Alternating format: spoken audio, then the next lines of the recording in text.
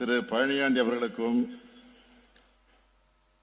கழகத்திற்குமான உறவு என்பது இன்று நேற்று ஏற்பட்டதல்ல. 1986 இருந்து அவர் இந்த இயக்கத்தில் தன்னை ஒப்படைத்துக் கொண்டு முதலாக கிளைக்கழகத்தினுடைய செயலாளராக, இயக்கத்தினுடைய ஆணிவராக இருக்கக்கூடிய கிளைக்கழகத்தினுடைய செயலாளராக பொறுப்பேற்று பணியாற்றி, அதை தொடர்ந்து என்னுடைய வாழ்நாளில் பெரும் பகுதியை செலவிட்டு பசி, தூக்கம் இவைகளெல்லாம் மறந்து உழைத்து வளர்த்தெடுத்திருக்கக்கூடிய இளைஞரணியில் ஒன்றிய அமைப்பாளர் என்ற அந்த பொறுப்பை ஏற்றுக்கொண்டு 1999 இருந்து 2003 வரையில அவர் அந்த கடமையை நிறைவேற்றி தந்திருக்கிறார். அதனுடைய பயனாகத்தான் அவர் ப்ரமோஷன் பெற்று ஒன்றிய செயலாளராகவும் பொறுப்பேற்று பணியாற்றி இருக்கிறார். அதற்கு பின்னால் 2021 நடைபெற்ற சட்டப்பேரவை தேர்தலில் இந்த திருவரங்கம் தொகுதியில வேட்பாளராக நின்று போட்டியிட்டு 20 ஆண்டுகள் கழித்து நம்முடைய கழகத்தின் கோட்டையாக்கி இன்றைக்கு சட்டமன்ற உறுப்பினராக அந்த பொறுப்பேற்று பணியாற்றிக் கொண்டிருக்கிறார். அவரே சொன்னார், நன்றி உரையாற்றுவது குறிப்பிட்டு சொன்னார். அவருடைய திருமணத்தை, பழனியாண்டியினுடைய திருமணத்தை 1993 நம்முடைய முத்தமிழறிஞர் தலைவர் கலைஞர் அவர்கள் தான் நடத்தி வைத்திருக்கிறார்கள். அதேபோல் 2010 நான் துணை முதலமைச்சராக பொறுப்பேற்றதற்கு பின்னால், துணை முதலமைச்சராக அந்த பொறுப்பேற்று பணியாற்றிய நேரத்தில் அவருடைய சகோதரருக்கு, பழனியாண்டியுடைய சகோதரருக்கு என்னுடைய தலைமையில திருமணம் நடந்திருக்கிறது. அதற்கு பின்னால் 2021 முதலமைச்சராக பொறுப்பேற்றதற்கு பின்னால் பழனியாண்டி அவருடைய மூத்த மகன் திருமணத்தையும் நான் தான் நடத்தி வைத்திருக்கிறேன். இப்பொழுது இளைய மகனுக்கும் நான் தான் நடத்தி வைத்திருக்கிறேன். ஆக இந்த வரலாற்றை எல்லாம் பார்க்கிற போது அவருடைய இல்லத்தில் நடைபெறக்கூடிய, இன்னும் நடைபெறவிருக்கக்கூடிய திருமணங்கள் ஏராளமாக இருக்கிறது. அந்த திருமணங்களுக்கு நான் தான் வருவேன் என்ற நம்பிக்கை எனக்கு நிரம்ப இருக்கிறது.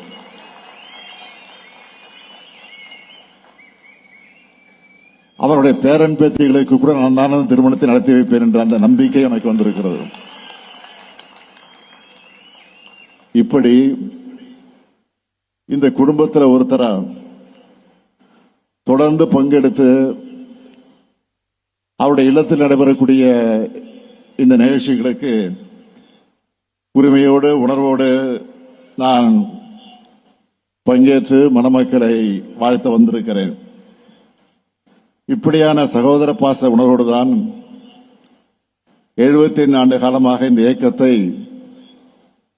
பேரறிஞர் அண்ணா அவர்களும், தொடர்ந்து தலைவர் கலைஞர் அவர்களும், அதற்கு பின்னால் அவருடைய வழியில இப்பொழுது நானும் நடத்தி கொண்டு இருக்கிறேன். நீங்கள் ஒன்றை கூர்ந்து கவனிக்கலாம். எப்பொழுதுமே திராவிட முன்னேற்ற கழகத்தை சார்ந்தவர்கள் முன்னோடிகளாக இருந்தாலும், தளபதிகளாக இருந்தாலும், செயல் வீரராக இருந்தாலும், அவர்கள் கழகம் என்று மட்டும் சொல்வது கிடையாது, இயக்கம் என்று கூட அடிக்கடி சொல்வது உண்டு. இயக்கம் என்று சொன்னால் நமக்கு ஓய்வே இல்லை என்பதுதான் இயக்கம். இந்த 75 ஆண்டு காலமும் ஆட்சியில் இருந்தாலும் இல்லை என்று சொன்னாலும், அது தேர்தல் சமயமாக இருந்தாலும் இல்லை என்று சொன்னாலும், எப்பவுமே நம்முடைய இயக்கம் நின்றது கிடையாது. சின்ன சின்ன தடைகளை பார்த்து கூட தேங்கி நின்றுட்டா அது தேக்கம். ஆனால் ஏங்கிக் கொண்டே இருந்தால் அது ஏக்கம். இப்படி சுறுசுறுப்பாக இருக்கிற காரணத்தால் தான் நம்முடைய கட்சி இன்றைக்கும் சீர்கிழமையோடு கம்பீரமாக நடைபெற்றுக் கொண்டிருக்கிறது. நாமெல்லாம் எவ்வளவு ஆக்டிவா இருக்கணும் உங்களுக்கெல்லாம் நல்லா தெரியும்.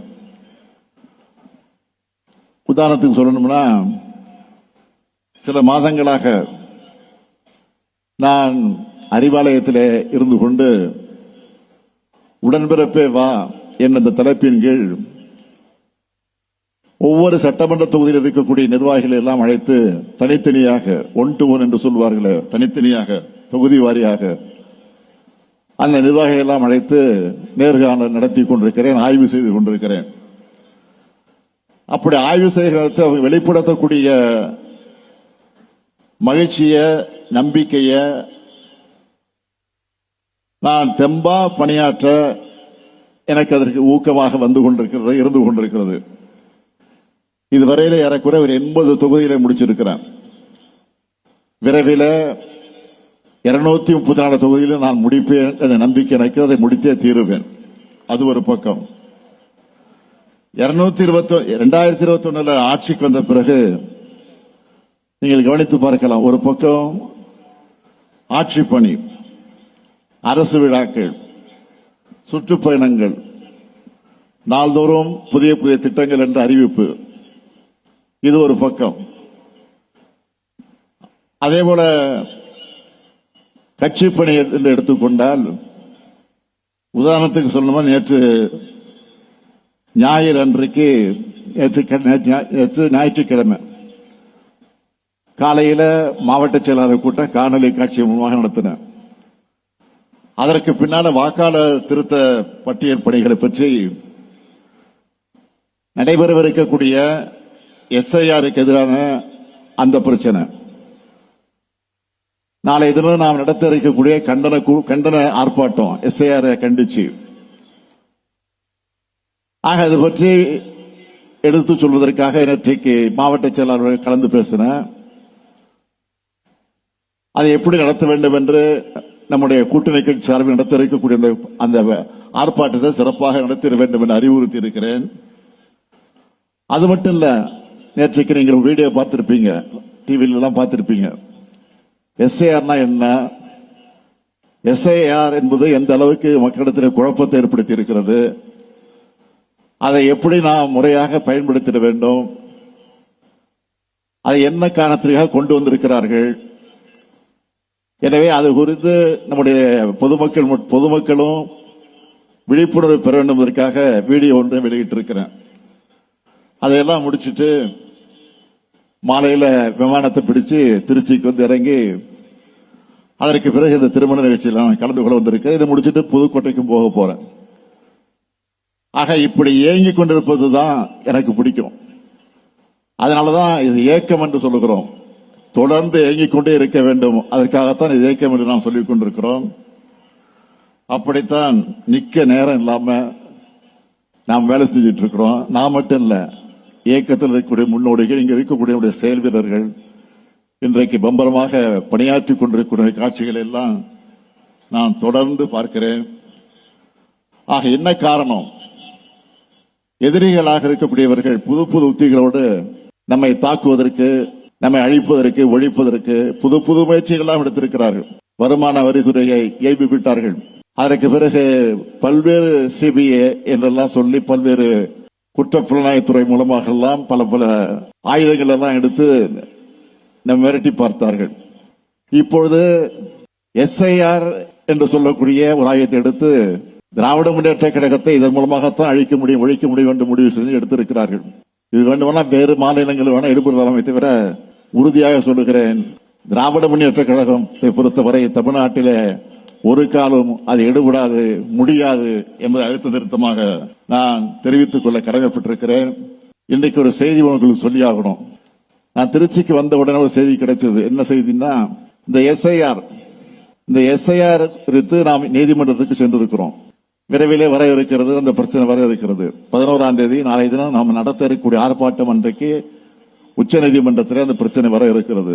நேற்று திடீரென்று அதிமுகவின் சார்பில் உச்ச நீதிமன்றத்துக்கு போய் திராவிட முன்னேற்ற கழகம் வழக்கு போட்டிருக்கக்கூடிய அதுல எங்களை சேர்த்துக் கொள்ள வேண்டும் என்று திடீரென்று போய் ஒரு மனு தாக்கல் செய்திருக்கிறாங்க.